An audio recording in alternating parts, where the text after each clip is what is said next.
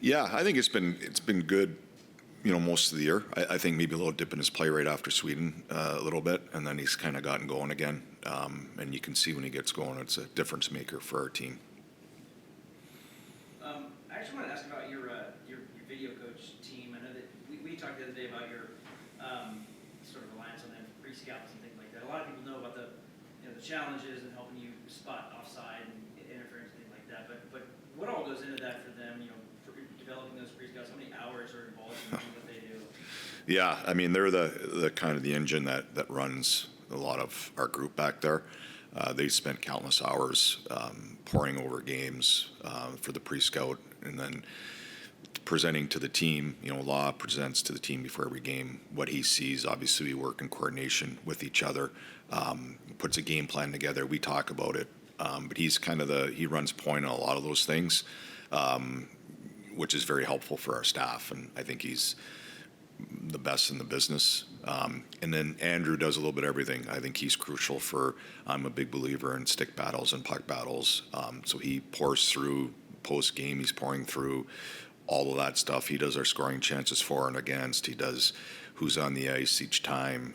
So we have a very detailed, report the next day. He also does a lot of really cool things graphically, where today's athlete, a lot of times they see visuals, with highlighting and coloring and like all the high-end stuff that us coaches aren't really is past our time. It's out of the dinosaur age. But I think his visual presentation to the group, he does the face-off presentations. He does after every game, he does a highlight reel of the stick battles and the puck battles that he graphically puts together for the team. They're both unbelievable, and they make our job really easy, or easier. It's never an easy job, but easier. And I think us being together for 3 years, I think they understand what I'm looking for, and I understand, kind of how they present, and it's been good. How often do you think they're finding things that, like, either you don't have time because you're dealing with other things, or like, you're like, oh wow, you're right, like maybe something with a goalie or some way the defensive plays, or like, are they finding things like that a lot? Yeah, they find things for sure, tendencies of a bunch of different things. I think that's probably the expertise. I mean, Law's been doing it for so long. He picks up on all those little things, and then we game plan. And they're both really good at understanding our game. And there's things in the game that we come in between periods, maybe we don't see completely. They might have queued up already on video. Say, hey, I don't like this. I don't like that. We could do this better. You feel things live. They feel it in the back room, and then we kind of have synergy together to fix a few things. And you may have mentioned this before, but like in game, if there's a potential, you think there could be a chance to challenge, they're buzzing you, they're letting you know something that's like, yeah, you should look at this. Is that kind of how it works? Yeah. I mean, they're right on it right away. And then they'll radio down to either Derek McKenzie or Darby, say, hey, just buy some time here. I think it is, possibly use your time out here. We need some more time, or yes, no, right away, or take a look at it. We believe it is. How do you feel? So we kind of have that communication through those calls, and they've been bang on. There's times that you challenge things for maybe different reasons, as a head coach at different times. But usually their information details is excellent. Yeah. Bruno, what have you thought of Reed Schaefer's game as he's gone along the last little bit here?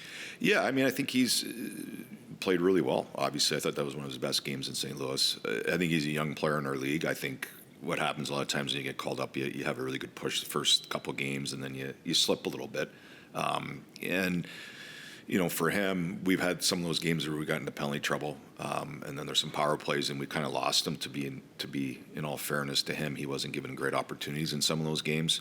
It's hard. At the same time, as a young player, we all have to go through it. You have to make sure you make an impact in the amount of time you're in. You think of an Ozzy Weisblatt that you leave most nights, he's made some kind of impact. I think Reed's got to learn a little bit of that going forward, but I think he will for sure.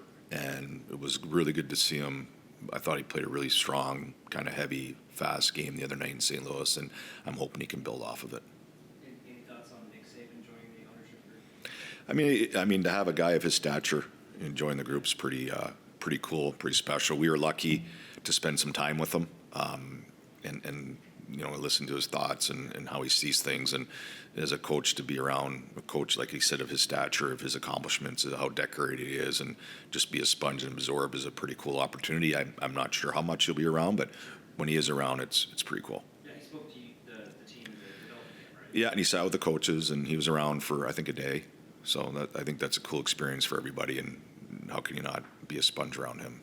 Obviously different sports, but is there kind of that common bond of, doesn't matter, like we're still coaches, there's still things that in that realm? Yeah, I think it's a leadership position, and he's done it for so long. He's done it at the highest level, and I think he has a lot to give, and he's willing to give it, which is pretty cool. Sometimes they're not all willing to help you or to learn from him. I think he's been, from even his college game days, and you see all the different things he talks about. He's willing to share information or share his thoughts or his leadership skills. So, like I said, how do you not be a sponge?